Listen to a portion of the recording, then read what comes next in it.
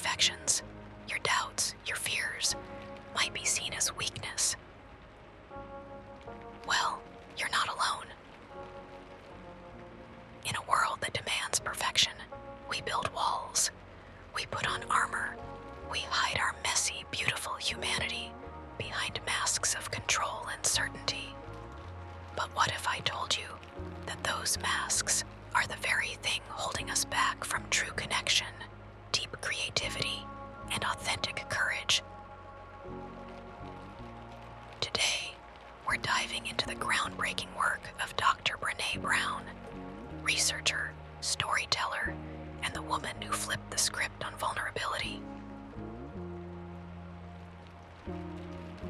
Brene spent over a decade interviewing thousands of people from all walks of life, CEOs, parents, artists, and everyone in between, trying to answer one big question.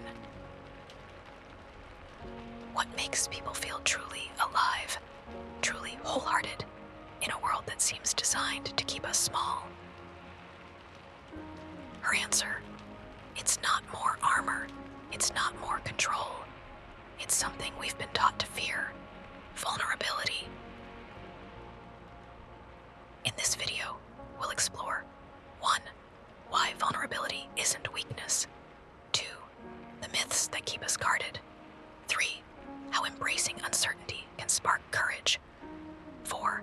And the simple, powerful steps you can take today to let down your armor and live with more joy, creativity, and connection.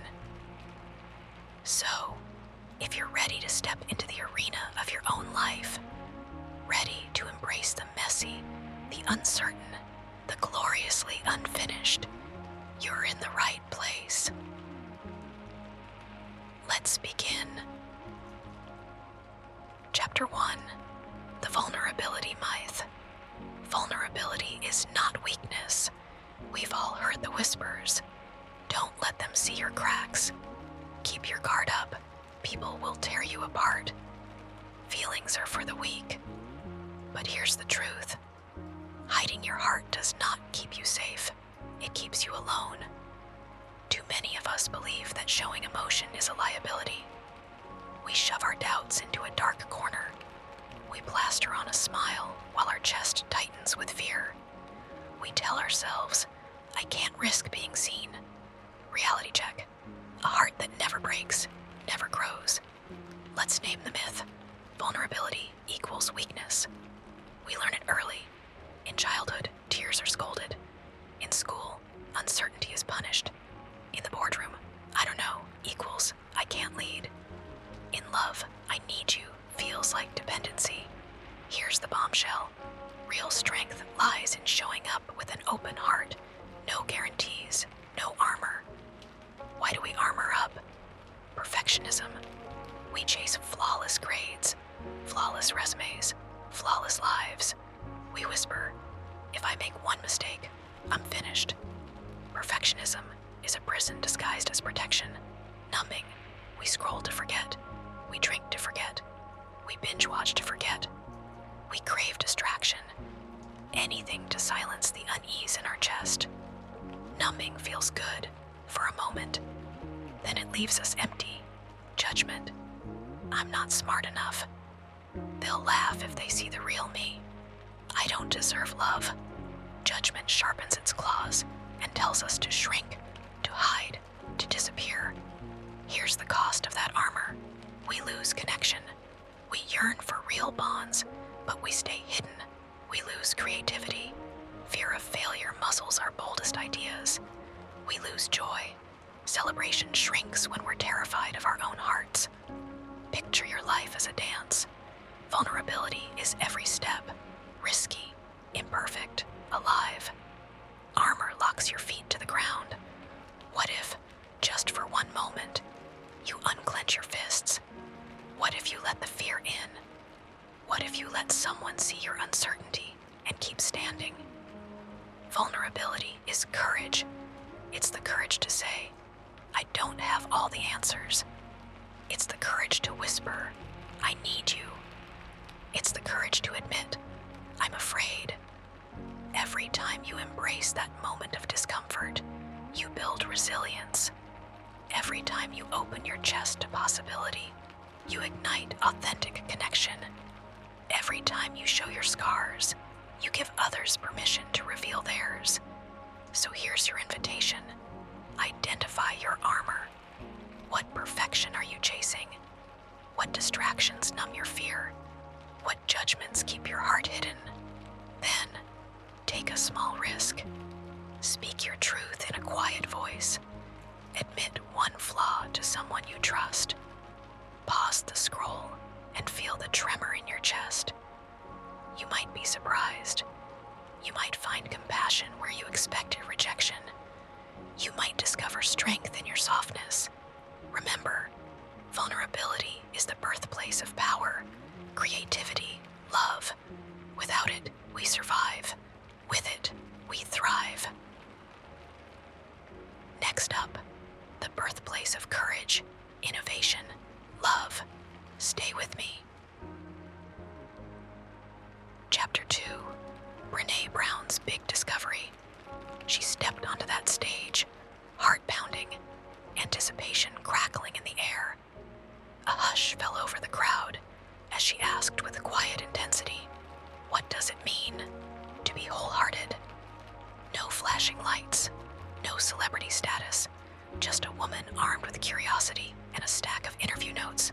Then, boom, the world listened. 16 million views in the first week, over 40 million to date. A single idea lit a fire. Vulnerability is not a liability. Her voice rang out.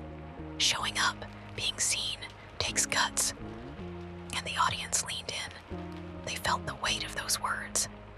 She called it wholehearted living. She spent years talking to CEOs, artists, teachers, single parents, even strangers waiting for coffee. She asked each one, "When did you feel most alive? What stopped you from really showing up?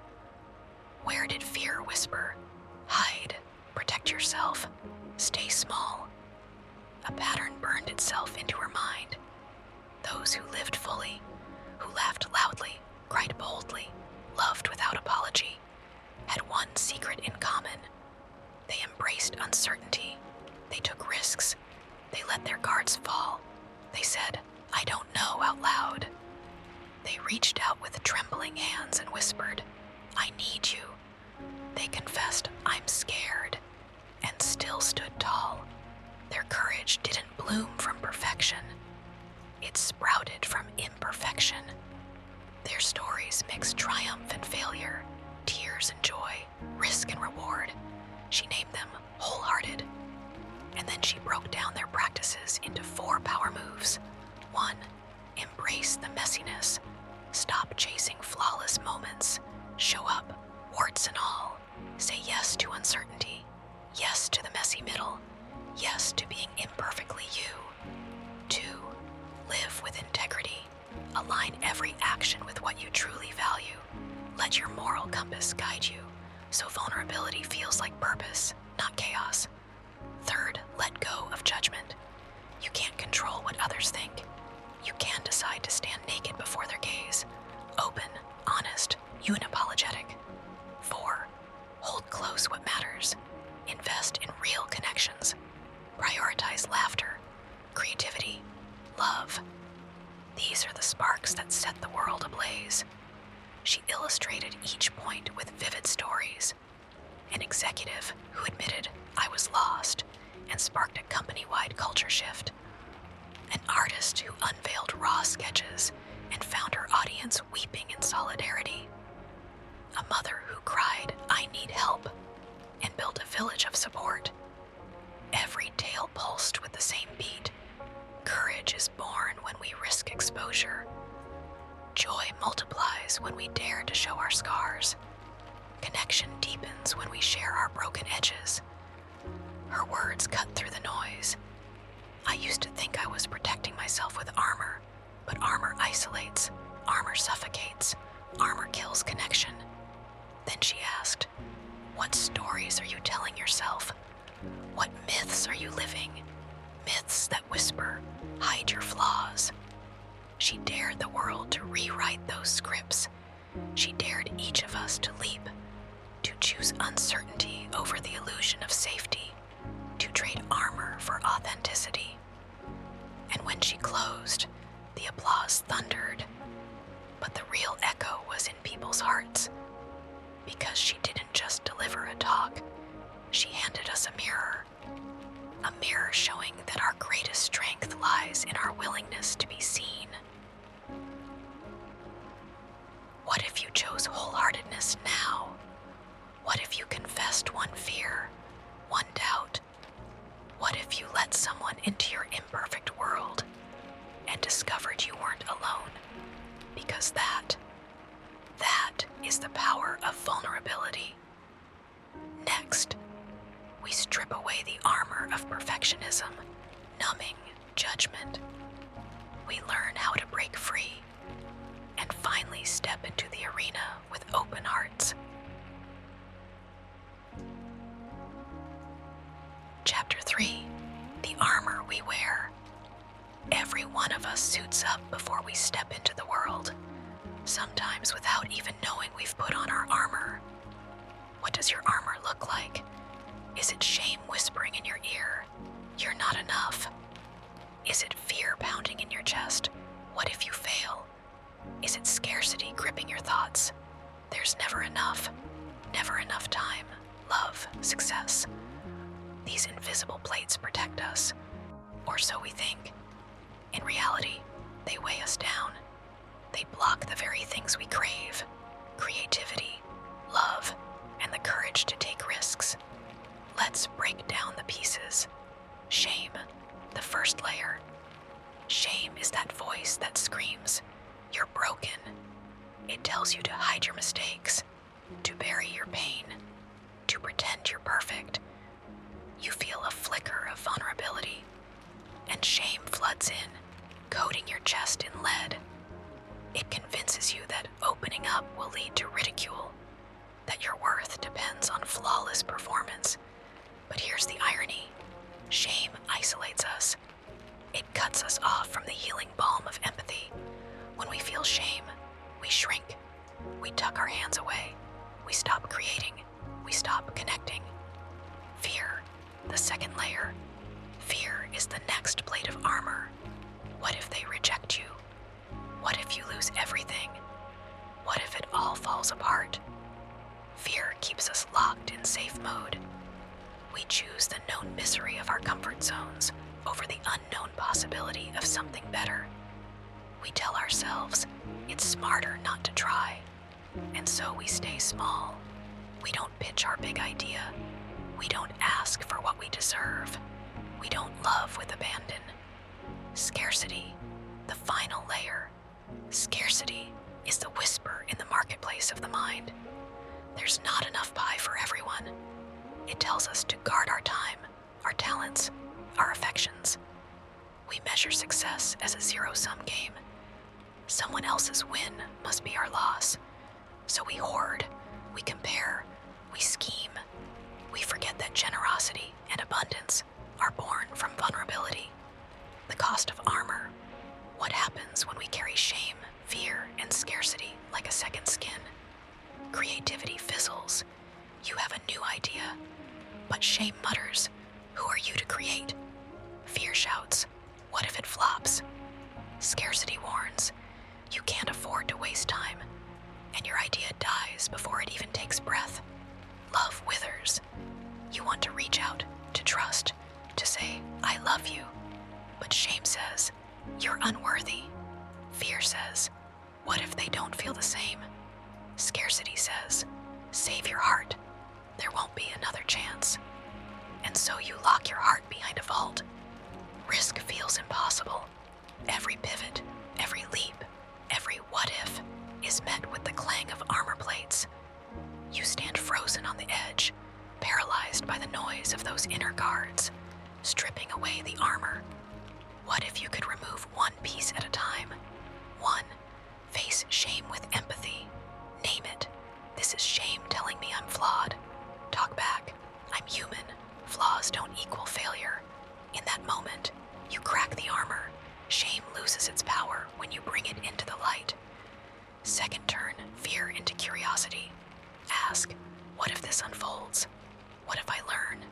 Replace, what if I fail, with what if I discover something amazing? Suddenly, fear becomes the fuel for exploration, not the lock on the door. Third shift, scarcity to abundance. Notice the message. There's never enough. Counter it. There's more than enough for everyone.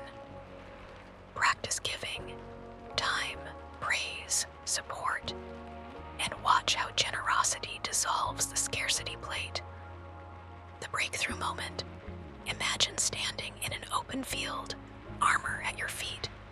The wind whispers through the gaps, through the spaces where shame, fear, scarcity used to bind you. You take a deep breath and feel light. You feel free. And in that freedom, creativity surges through you. You pick up a pen, hum a melody, sketch a vision, or code a new project. No more second guessing, no more walls. Love flows easily. You speak your truth. You reach out. You say, I need you. And instead of rejection, you find compassion. Risk becomes an invitation. You step onto the stage of life with open hands, ready to dance in uncertainty, ready to bounce back from missteps, ready to say, here I am. Armor was built to protect, but at what cost? What would you create? Whom would you love? What risks would you take? If you laid your armor down, the choice is yours, right now. Next, we dive into the techniques that build shame resilience, spark empathy, and forge the path back to wholehearted living. Stay with me. Chapter 4. Vulnerability in everyday life. Every day offers a chance to practice vulnerability, a chance to lean into discomfort and discover strength in openness. Today, we'll explore 4 simple but profound acts. Saying, I love you first, owning our mistakes, asking for help, and speaking our truth. First saying, I love you. You feel it swelling in your chest, warm, fierce, trembling. 3 words hover on your tongue. I love you, and yet you hesitate. Fear whispers, what if they don't say it back? What if the silence is deafening? But here's the secret. The power isn't in the reply. The power is in the offering. You lean in. Your voice cracks on the first word, but you push through. I love you. In that moment, you shatter the illusion that love must be earned. You create connection. You gift courage to yourself and to the one you love. 2. Owning mistakes. We all stumble. We all stray off course. The question isn't whether you'll fail. It's how you'll respond when you do. You mess up. You hurt someone's feelings. You break a promise. Guilt tightens your chest. Shame gloats. Admit nothing. Hide everything. Protect your image. But vulnerability demands honesty. You stand face to face with your error. You breathe in. You say, I was wrong. I'm sorry. No excuses. No deflections. Just ownership. Watch how the tension dissolves. Watch how apology becomes the bridge back to trust. In owning your mistakes, you show integrity. You show courage. You show that your character matters more than your perfection. 3. Asking for help. Pride tells you to go it alone, to shoulder every burden, to solve every problem yourself. But a truth, we were never meant to be islands. You feel the weight of overwhelm. You sense the limits of your strength. You swallow the words. Then you release them. I need help. Your voice trembles. But on the other side of that tremor lies relief. You open the door to collaboration, compassion, community. Asking for help isn't weakness. It's wisdom. It's the willingness to connect your need with another's strength. It's the admission that together we're stronger. 4. Speaking your truth. messes with thoughts, ideas, fears, convictions. Yet you swallow them. You nod when you disagree. You smile when you're hurt. But silence is its own form of armor. It breeds resentment. It stifles your voice. Today, you choose otherwise. You stand tall. You breathe deep. You say the words that matter. This is how I feel. This is what I believe. This is who I am. Your voice echoes. Your heart pounds. You offer your truth, even if it's uncomfortable, even if it shakes the ground beneath you. And in that act of honesty, you carve out space for respect, for understanding, for authentic connection. These acts, simple on paper, are revolutionary in practice. Saying I love you first, owning mistakes, asking for help, speaking your truth. Each one cracks open your heart. Each one invites connection, creativity, growth. So start now, right now. Choose one. Lean in and say those 3 words. Own a mistake that's been haunting you. Reach out for help you deserve. Speak your truth, loud and clear. Feel the tremor in your chest. Feel the liberation in your throat. Feel the world shift in response to your courage. Because vulnerability isn't a grand event. It's the sum of these small, everyday choices. Next, we'll dive into building resilience against shame, transforming criticism into compassion, and forging the path to wholehearted living. Stay close.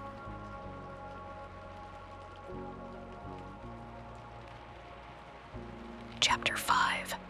Building Shame Resilience. Shame crashes in like a tidal wave, a whisper that turns into a roar. You're not enough. It's the voice that muffles your laughter, that tugs you into silence, that convinces you to hide your scars. What shame sounds like? A harsh critic in your mind. Who do you think you are? A spotlight on your flaws. Everyone can see how broken you are. A contract signed in fear. You must be perfect, or you're worthless. When shame speaks, it feels like drowning. Your chest tightens, your face heats, your heart pounds. It convinces you that connection equals exposure, and exposure equals pain. But here's the breakthrough. Shame thrives in secrecy. It needs silence to survive. The moment you speak it, you disarm it. How to talk about shame and disarm it. One, name it out loud. You feel that familiar knot in your gut. That's shame knocking. Say it. This is shame. Naming shrinks its power. When you label shame, you reclaim your story. 2, trace the trigger. Ask, what just happened? Did someone criticize you? Did you scroll past a happy photo?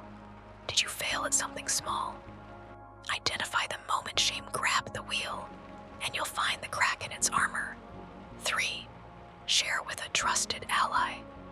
Choose someone you know will listen without judgment. You breathe in.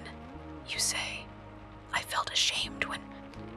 Their presence, just listening, begins to dissolve the shame.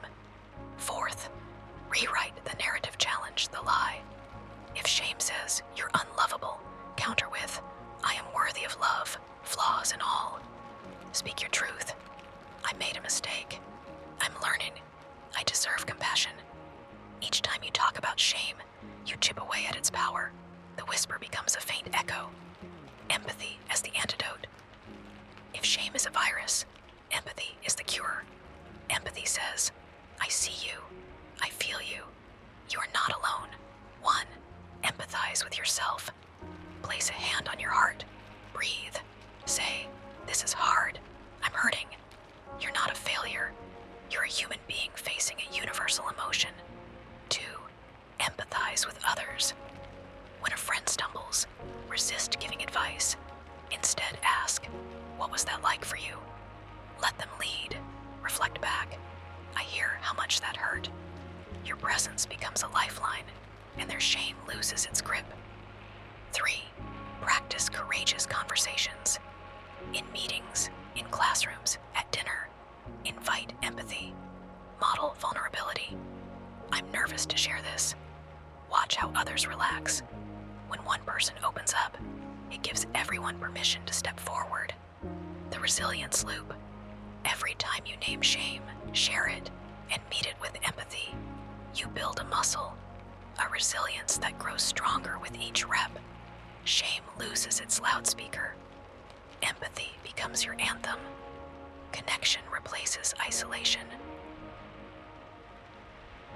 Imagine a life where shame no longer pulls the strings, where empathy guides your choices, where you stand tall, scars shining like medals of survival.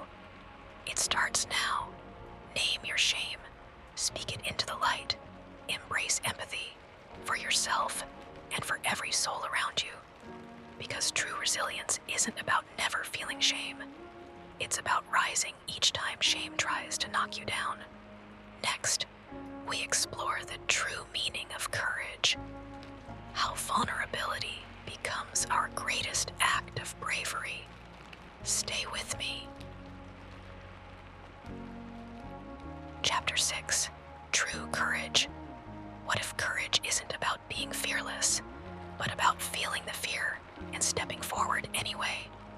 True courage is born in the space where vulnerability meets action. Why vulnerability is courage. Vulnerability means risk. It means uncertainty. It means laying your heart on the line with no guarantee of how it will land. That is courage. When you admit, I don't know, you trade the illusion of control for the possibility of growth. When you say, I'm afraid, you break the silence that keeps you small. When you reach out for connection, you dare to be seen without armor. Courage doesn't roar. Sometimes it whispers, I will try again. Story 1, the young teacher. She walked into her first classroom, hands shaking. 10 rows of expectant faces stared back. Her heart screamed, what if I fail them? But she opened her notebook and whispered, today, I'll teach from my heart. She shared her own story of struggle, her mistakes, her doubts. She let her students see her humanity. A student raised her hand and said, Miss Khan, I thought teachers had it all figured out.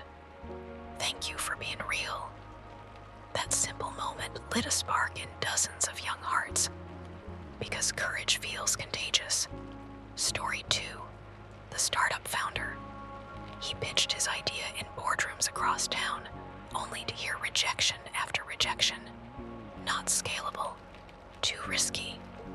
Come back when you've got traction. His confidence sank.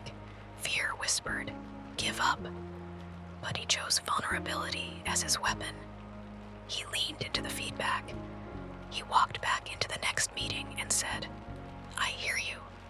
Here's what I've learned. Will you help me refine this vision? Investors saw the honesty. They saw the resilience. They saw the heart behind the pitch. That founder raised the funds he needed, not because his plan was perfect, but because his courage was genuine. Story 3, the sister's letter. She wrote a letter to her sister after years of silence. I'm sorry. I miss you. I was wrong. Her hands trembled as she sealed the envelope. Shame and fear battered her resolve. What if she never writes back? Days passed. No word. Then an email arrived. I've read your letter 5 times. Thank you for reaching out. I forgive you. I love you. Tears fell. 2 hearts mended by the power of honest words. Courage isn't about grand gestures. Sometimes it's a letter, a phone call, a single line. I forgive you. Quote, heavy, emotionally resonant. Courage starts with showing up and letting ourselves be seen. Brené Brown. I learned that courage was not the absence of fear, but the triumph over it. Nelson Mandela. Feel the fear and do it anyway. Susan Jeffers. Listen to these words. Let them settle in your bones. Courage isn't born on mountaintops. It's forged in everyday moments, in every time you choose to speak up, in every time you choose to reach out, in every time you choose to let someone see your scar. What barriers are you facing today? What conversation have you avoided? What dream have you tucked away? Imagine meeting that moment with vulnerability, with the tiniest spark of courage. You say the words, you ask the question, you make the call, you send the message, you step onto the stage, you share your art, you tremble, you stumble, you rise again, and with each step, you redefine what's possible. Courage isn't a single act, it's a practice, a habit, a way of living. Choose vulnerability, choose connection, choose courage every single day. Next, we'll reflect on the lifelong journey of wholehearted living and the books that guide us forward. Stay with me. Chapter 7. The lifelong journey of wholehearted living and the books that guide us. We've walked through armor and shame. We've seen vulnerability transform fear into courage. But wholehearted living isn't a finish line. It's a winding path, a lifelong journey, and every journey needs a map. Here are 4 books, each one a torch in the darkness, guiding us forward when the way feels uncertain. 1. The Gifts of Imperfection by Brené Brown. This is your invitation to let go of never good enough. Brown writes, owning our story and loving ourselves through that process is the bravest thing we'll ever do. Open these pages and you'll find 10 guideposts, practices that help you cultivate self-compassion, joy, and connection, one imperfect step at a time. 2. Dare to Lead by Brené Brown. Leadership isn't about titles, it's about courage. The courage to have hard conversations, to own mistakes, to ask for feedback. Brown challenges us. Vulnerability is the birthplace of innovation, creativity, and change. If you yearn to lead your team, your community, your own life, this book hands you the tools to lean into discomfort and emerge stronger. 3. Rising Strong by Brené Brown. Failure is inevitable, but how we rise from it defines us. Brown lays out the reckoning, rumbling revolution process. Reckon with your emotions. Rumble with your stories. Revolutionize your world with the lessons learned. When life knocks you down, and it will, you'll know how to stand up with heart, humility, and grit. 4. Braving the Wilderness by Brené Brown. In a world that rewards fitting in, this book dares you to stand alone and to belong. Brown writes, true belonging doesn't require you to change who you are. It requires you to be who you are.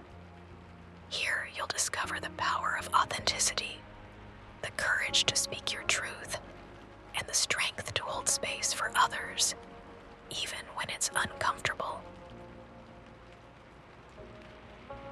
These books aren't academic theories. They're invitations, handwritten letters from fellow travelers who've stumbled, fallen, and risen again. Each page whispers, keep going. You are not alone. Pick one. Read a chapter a day. Journal your reactions. Share your insights. Let these words echo in your heart and guide your next step. Because wholehearted living is built on small, consistent acts of courage. Acts fueled by knowledge, by empathy, by stories that remind us we're all human. So, what will your next chapter be? Which book will light your way? Which practice will you commit to today? Remember, the path of vulnerability stretches before you, a trail marked by every word you speak, every risk you take, every time you choose connection over comfort. Let these books be your companions.